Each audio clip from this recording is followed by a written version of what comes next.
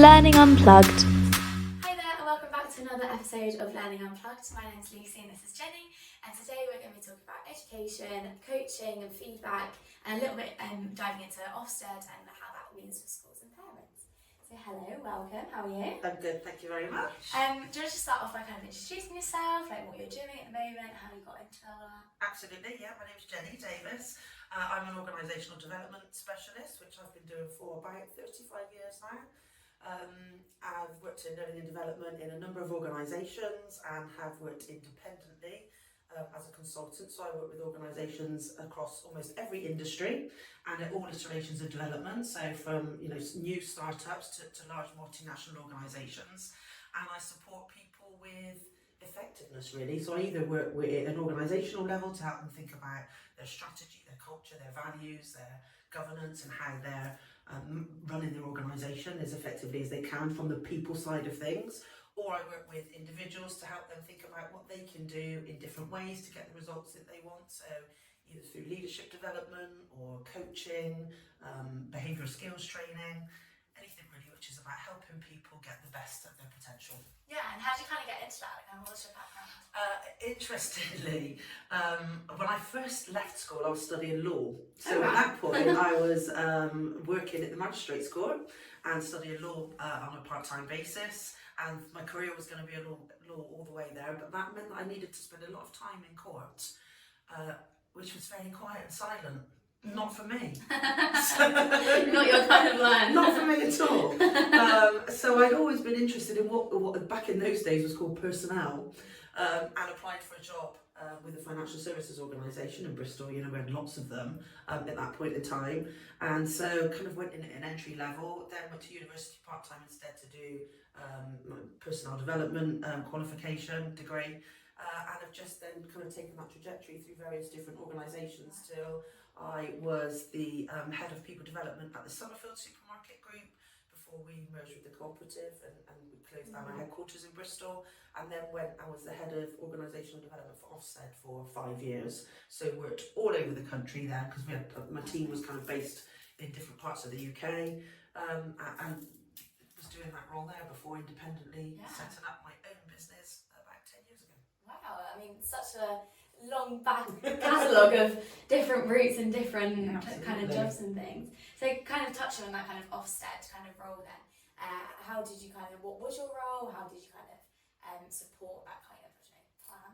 Okay, so my role there was to lead what was the organisational development team. So we were responsible for things like all of the learning and development, the training, the staff engagement, and we took care of the training and development for the back office and the support staff, all the people that worked in the offices, and then also for the inspection teams, some of which were employed directly by OFSTED, some of which were kind of subcontracted in at that point of time in terms of the model. So we would have often big conferences across the year where we bring all of them in to talk about inspection techniques and help them think about the way that they go about their skills, the way that they interact with people. But we had a whole host of training things that we support people with there. How do you implement the training for those kind of staff and in those schools? Inspection. Okay, so there are different things. We see a lot more training online now than we even did then, but we were starting to do some stuff online at that point. We had big conferences where they'd come in, where they'd get updates on maybe new inspection frameworks, but we'd also talk about some of the issues that they'd come up against and how they can handle those, where we'd talk about education policy and what that meant and the kind of things that they'd be looking to support. We'd do some smaller workshops with people if there were particular skills that we were looking for. And then obviously the idea is that having done that and made sure that everybody's consistently understanding the way that they're going to work, off they'd go and continue. I think that's really important, having that kind of holistic kind of thing, because I guess that it could be quite dependent on kind of different schools and the invigilators or investigators that you get. It could be quite varied. That's the point of kind of having an inspection framework, so that you're very clear about the kinds of things that you're looking for and that you're wanting to support schools to focus on improving if they need to, or that you want to recognise as great practice. But you're right, you do need to be able to calibrate that in some way so that you've not got a whole load of subjectivity going out and about, and that you know, you've got people that are clear about what good looks like and what we're looking for Yeah, our definitely. children. Yeah. And how do you think those kind of, that rating kind of scale, how do you think that kind of, does it work? Is it effective? Do you think it's something that needs to be improved? Or? They're constantly changing it, and obviously I've not been involved in the decisions that they've made about that, and the way that they are that they choose the kind of categories as they work through it. But I think it's great that they continue to look at it, they continue to think about it. You know, in terms of, do I think that it works? I think any of us in any job that we're doing are genuinely, you know, keen to have some kind of evaluation. How are we doing? Are we performing well? You know, a lot of the time I spend training with organisations talking about performance management, and people are keen to know, am I doing well? Is there anything that I can improve? It kind of feels a bit more like the stakes are raised sometimes once you start talking about something as, you know, as robust as an OFSTED inspection.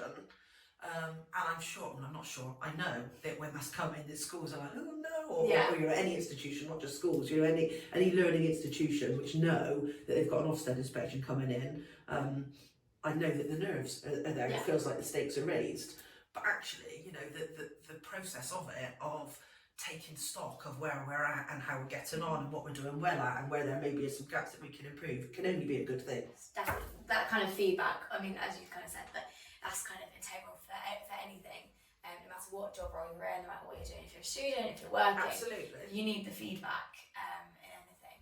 So how do you think that kind of, that rating can be used by parents to kind of decide for schools or where their child is currently at? Okay, so I think that, you know, if we remember the purpose of an OFSTED inspection is actually for the school at that point of time. So it is to give the feedback to the people that are in that institution. I keep saying the school, but obviously you know, there are a number of institutions that would get this. And so the purpose of it is to get the vibe from them, to understand how it's working. So it is for them. A byproduct of that is, of course, that parents get to see that. And I think that for parents of pupils that are currently at a school, it's great because it tells them what's going on at their children's school at that moment in time. For parents that are considering a school, I think that looking at an OFSTED inspection rating is a helpful piece of information alongside a whole host of other pieces of information. I think if you're looking at a school, let's bear in mind that it's likely to be a year before you're probably going there, and maybe 4 or 5 years before you've finished going there, and anything could have happened in that time. You know, and often when a school is judged to be inadequate, or you know, the rating's not kind of what you're looking for as a parent, as soon as that happens, the school will have got on it, they'll understand what the feedback is, they'll be putting measures in place, they'll probably be getting support to help them with that. So in a very short space of time, things would have changed. Yeah. So, you know, I think it's worth remembering that the OFSTED rating is a snapshot in time. Yeah. And it is useful. But as a parent, you will also want to think about, you know, is it somewhere which is near to where I live? Is it somewhere where, I don't know, my children's friends are going, I want that to do? Have I got any siblings that are there at that place? Is there a particular philosophy or area of strength that school focuses on, and is that right for my child? Yeah. So I probably would advise against making an entire choice on the basis of that. In some instances, the inspection may have been 4 years or so ago, the rating that you're looking at, and anything could have happened at that school in that point in time. So I think it's about visiting the school, getting a sense of what they're about, listening to what the school is saying that they offer, and asking the questions that you want. Don't just look at that piece of data and take that as something to make a decision on. Yeah, I think that's really, really important, that. And how often, just out of curiosity, how often do OFSTED inspections happen? I don't know what the regime is at the moment. I mean, it used to be that I think that if you were good, you maybe got something about every 4 years or so. Those that were outstanding maybe would not have even got them that often, and those that were perhaps inadequate, I think maybe within about 2 years would have seen an inspection, because clearly they want to keep on top of that and see things improving. So as I said, in some instances, if the school's good and fairly doing well, they may not have been seen for a period of time, and anything could be going on. They could have got outstanding in that time, they could still be good, they could have dipped a little bit. But I don't know what the inspection regime is at the moment. No, but regardless of that kind of structure, that it is often but not kind of every year, means that there's so much that can happen in that time, and you can obviously improve and you can kind of go down the ranks as well. But that's important to make sure that parents understand that it might not be reflective of what the school is like at that exact moment in time. I mean, don't make it mean anything. I kind of think it's interesting over time. So I think about when I went to school, I don't think parents would have even considered that. It literally was like, where's the nearest school, which is kind of, you know, the feeder school for my child for either from, you know, play school, or if we were moving from primary school to senior school, where do people tend to go, you know, where can they get? And then suddenly, by the time my children were going to school, it kind of became this huge noise about, you know, well, what is the OFSTED rating for that school? And it almost became crazy with people trying to send their children to school miles away because they thought that school had a good rating rather than that one. And as we're just saying, anything could have happened in that period of time. So take it into account, but don't make it mean everything. Yeah, no, I think that's a really good point to make. So should we move on to talking a bit about more kind of your coaching and how you kind of do that, and how do you kind of assist that learning that's kind of done? Yeah, so you know, in terms of coaching, I do quite a bit of training to help people to use coaching skills, or to help managers think about how they use coaching conversations as part of the work that they do. But I also do a lot of one-to-one coaching myself, and I just think that it is a really useful tool for that one-to-one space for people to have a moment to reflect about where they are and where they want to take themselves, and for us to then, through kind of clever questioning and space to think about things, help them come up with some plans to get the outcomes that they're looking for, and that dedicated time to focus on particular goals and particular targets. I think people are always surprised actually by how much they can do to help themselves. Often people come with you know, an issue or a problem, say, I just don't know what to do about this, there's nowhere to go, and you know, absolutely there's nothing that I can do to change it. And once we've really worked through things and we used, I don't know, techniques, so the GROW technique is a really good coaching technique for people to think about, well, what is the goal that you want? Let's talk about the reality of where we're at. What have you tried? What's going on for you? What would make the obstacles that you think can make it difficult? Then let's talk about all of the opportunities that there could be for you to overcome those or to get what you want. You know, almost blue sky thinking, if anything could go. And once we've unpicked all of that, they start to see that there are opportunities to move the needle and to start to think about where they can take things. And I think that what coaching does is, and it can be done within minutes, it can be done within, you know, a couple of hours, depends on the complexity of the issue, but people tend to walk away with a really positive outlook on, well, great, I can go and do something about this now, and they've got some clear action, they've committed to doing something, and through that dedicated space, they're able to go and you know, make use of their potential. Yeah, I think that's really important. I mean, going through school myself, that kind of coaching and kind of in part-time jobs and things, it's not apparent, it doesn't happen. And I think that's definitely something that needs to be kind of implemented more in that kind of training and development of businesses and in any kind of sector. Yeah. Do you know, it's an interesting thing, because I do obviously a lot of group sessions as well, and people just won't be as vulnerable in a group session. So whilst they're picking up skills and, you know, you're talking about lots of things and they're able to take away learning from those sessions, and, you know, I hope they do, I spend a lot of time doing it, feedback tells me that they do, but there is something about just two of you being in a space where people are much more prepared to open up, to maybe admit some of the weaknesses that they've got or some of the concerns that they have, which means that you can really get stuck into helping them at that point. And I feel the same about when I'm talking to people often about some of the, you know, the one-to-one tutoring that we do. It's a similar thing in that, great, if they're in a classroom, of course, they're getting support, they're being helped to learn, and there are things that they can pick up. But often it is that one-to-one that really adds the value, because it gets to be focused on them specifically, on the way that their mind works, that their learning takes place for them, and they can ask the questions that are very specific to the bits that they're maybe confused about. And I think there's real value in that. Yeah, I 100% agree. I think that kind of classroom example that you just gave, kind of when you're in that classroom, you are competing with 30 other people for one person's attention. Yes. And it's very hard as a teacher to be able to give your attention to people individually. Yeah. And so I definitely think that kind of needs to be implemented more, that kind of one-to-one, like, for example, tutoring, that you have that one-to-one connection with someone, and they can, you know, tailor something to your needs, which then not only supports you in your kind of learning, but then as you go into your professional job, to your career, it will go through, because you'll have those skills that you learn when you were younger, and then it will just keep following through. Absolutely. Which I think is so important. So if we kind of talk about that in terms of feedback, how important do you think the kind of the coaching and then receiving feedback afterwards, how important do you think that is? Okay, so feedback's almost my favourite topic.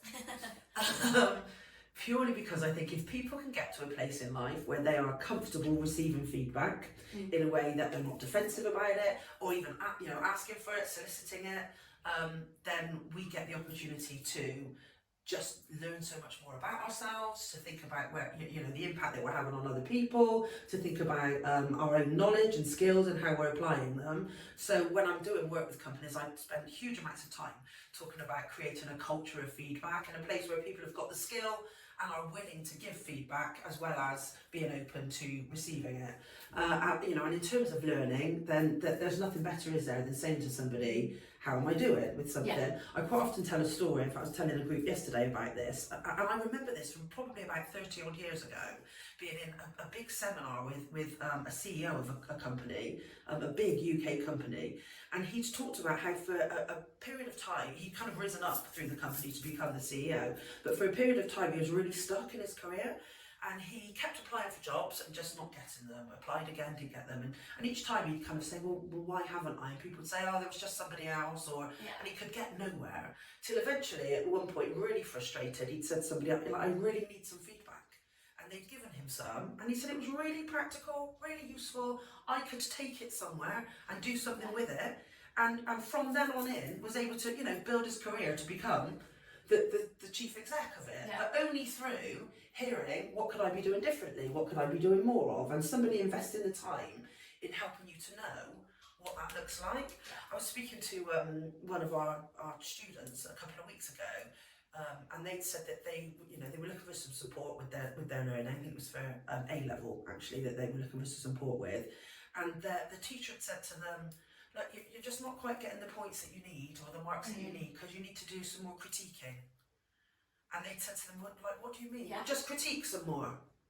And to really them, hard, they was like, what do you mean? So I think with feedback, it is a skill because you have to be prepared to break it down for people and help them understand. When I say you need to do more of this, this is what I mean. And there are some really good kind of tools that you can use to help with feedback if you're not really sure where to go. Things like, keep doing this stuff the same because you're doing it great. Do more of this, less of this. Say more or less. It's just really helpful. Or even things like what went well, even better if. So this is going well, even better if we see some more of this. But you've got to be prepared to be specific for people because otherwise what can they do with it? Years ago, people would phone me and say, my manager's asked me to phone for some support. I need to be better at communication skills.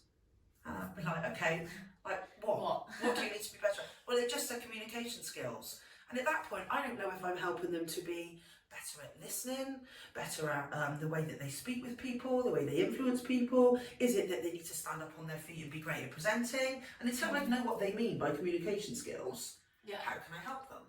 So, feedback is, it's a corny saying, it really is, but feedback is a gift. And I think if people can get to the point where they can take it as a gift, accept it, and you can decide what you want to do with it, because you might get feedback that you don't agree with, and that's okay. You can kind of just shrug that off at that point. But I think it is worth taking it and thinking what use is there. And I think if people are looking to help others develop with their learning, then do think about the way that you're giving them feedback and the level of how specific you're being with it.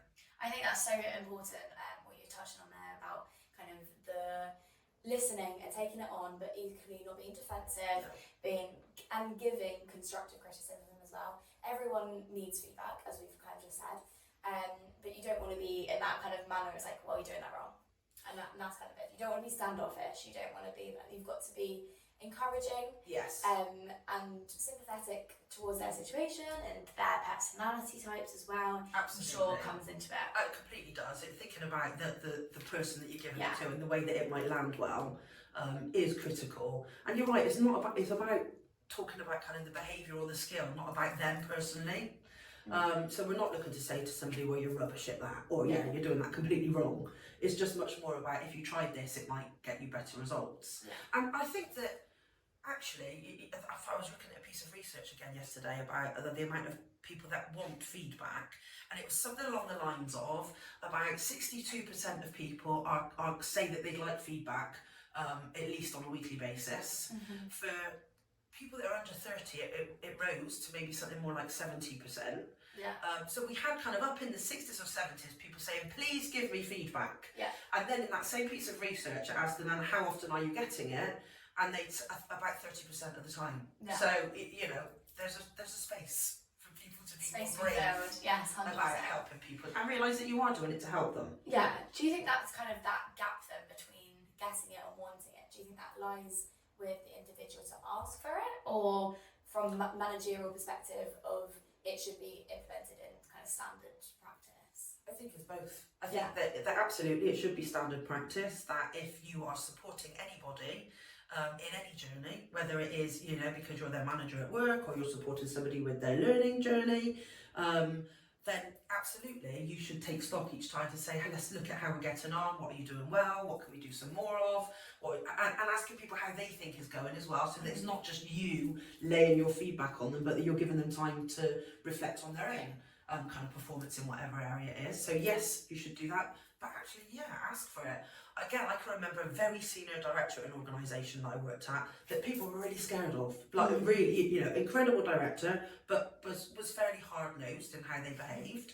And I can remember being in a meeting talking about, we need to just get a bit more of a culture of feedback in this place. Yeah. And this director said, well, no one's ever given me feedback. And I could see the couple of other people I was in the meeting with thinking, well, of course they haven't. Why would they? Yeah. And I said, well, have you ever asked anybody?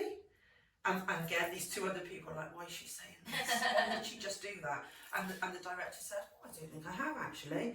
Oh, that'd be lovely if you three could give me some. And again, my two colleagues were thinking, what have you just done to us? But actually, I gave some feedback and it was great and it was interesting. But they've never kind of asked for it. So if you want to know, go and ask somebody. Yeah, definitely. Don't be scared to kind of get that feedback.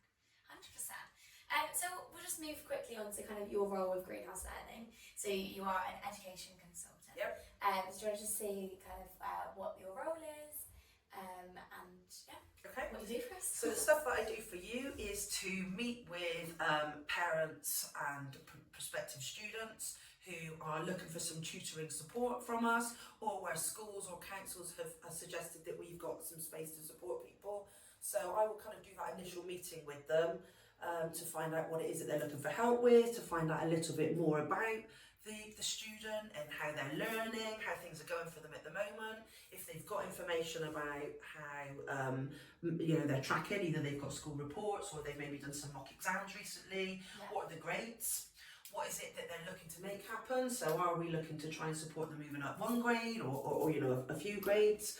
Then we'll talk a bit about how they like to learn, how well they focus on things, how great they are at kind of doing their own revision maybe themselves, and do they need help with study skills as well as topic knowledge. But really it's about finding the right fit of tutor for them, because we've got such a great range of tutors. It's about who's going to be the right person with the subject knowledge that can also then fit well with that student in order to help them learn, because it's as much about what they know as the way that they're able to connect and engage with them. Exactly. Absolutely. And I think finding that right fit is really important. So the meetings I have are about understanding the student, where they're at in their current learning journey, what they're hoping for, why they're hoping for that, a bit about what they do in their life generally, just so that we get a sense of who they are, and then also how are they hoping to learn. Do they want something weekly? Do they want something online or face-to-face? When is a good time for that, so that we can find the right tutor that can kind of fit in around often other things that they're doing. So it's really just a great exploratory meeting for me to find out about them, but also to give them the opportunity to ask us, how do we work, what happens with it, how quickly can we find somebody for them, what are the fees that are associated with it, and just to get some really good connection at that point, so that we can make sure that we're doing the best for them. Yeah, amazing. So you're kind of at the starting point and first person to contact. Absolutely. Yeah, amazing. So we're coming to the end of the podcast, and I just wanted to ask you, what do you think is your kind of top tip to take away from this podcast, your most important thing that we've spoken about for parents and carers? Okay, I think that probably it would be about feedback and soliciting some idea of where I am at. So if we're talking about, parents taking something away, or students taking something away, get a real sense of, where are we at right now? If it is about understanding, how I'm doing in a particular subject, speak to the teacher. And I know it can be difficult sometimes, because I speak to enough parents that struggle because they're working, or they can't get to parents' evening, or teachers are busy. But I would, really say try and find some time to speak with your child about how they think they're doing, and get some sense for them about which bits they're struggling with. Is it about topic knowledge? Is it about just finding time to dedicate themselves to trying to learn it? Is it about I need help setting up a revision timetable? Is it about I don't know how best to revise sometimes? Do I need flashcards? Do I need mind maps? Do I need to read things? Do I want to watch things? So understanding enough about how I am, how I feel I'm getting on with it at the moment, and less focus on where are the spaces for improvement, so that you can then use your time wisely to help yourselves make those improvements that you want. So self-reflection and get feedback from wherever you can would probably be my biggest tip. Amazing. Well, thank you so much for coming on, and thank you for watching, and we'll see you next time on the next episode of Learning Unplugged. Thank you. Bye. Bye.